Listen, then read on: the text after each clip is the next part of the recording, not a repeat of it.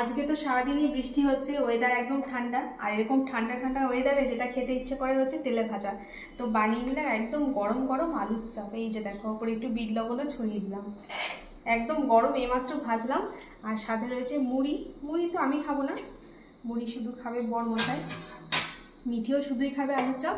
আর এই যে শসা পেঁয়াজ কেটে নিয়েছে, ও কাটলো শসা পেঁয়াজ, এই যে গোল গোল করে শসা পেঁয়াজ। আর এই যে ছোট্ট একটা শসা।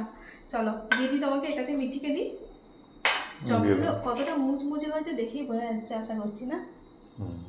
এই যে চলো,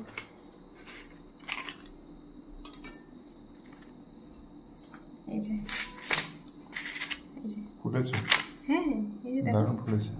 ও তোমার তো এই দুটো আরও আছে, রয়েছে একটু আলু বেসন রয়েছে। আর যদি মিঠি আর খাবি এর থেকে বেশি তো লাগলে ভেজে দেবো। সবার দুটো দুটো করেই ভাজলাম।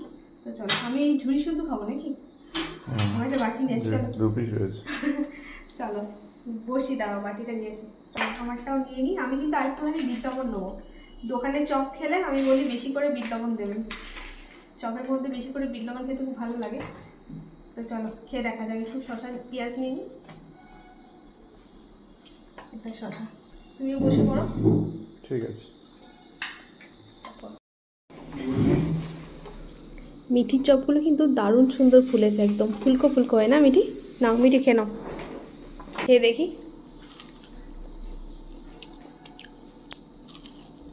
দারুণ।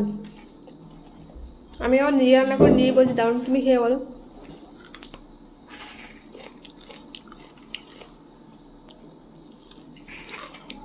দারুণ দারুণ, দুর্দান্ত, দারুণ। আর নেবে কিছু? না। তেল নেবে? তেল না।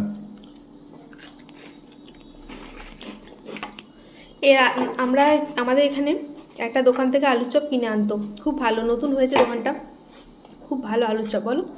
কিন্তু এই কদিন, এর আগের দিন নিয়ে এলো, সেদিন একটু আলুটা কেমন ছিল। তাছাড়া এমনি খুব ভালোই করে। ওরকম হয়েছে? ওরকম হয়েছে? ওর থেকে ভালো হয়েছে। তাই?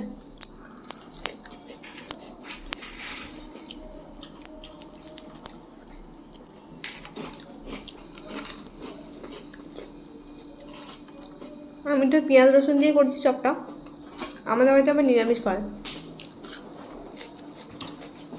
মিষ্টি দোকানে, এখানে তো মিষ্টি দোকানে চপ পাওয়া যায় না। আমাদের গ্রামে, আমার বাবার বাড়ি ওখানে মিষ্টি দোকানে চপ সিঙ্গারা দুটোই পাওয়া যায়, নিরামিষ। তো চলুন বন্ধুরা, চপটা এখন খেয়ে নিই, গরম গরম আলুর চপ। তো চলুন এখন টাটা, সবাই ভালো থাকবেন, দেখা হচ্ছে নতুন আরেকটা ভিডিওর সাথে।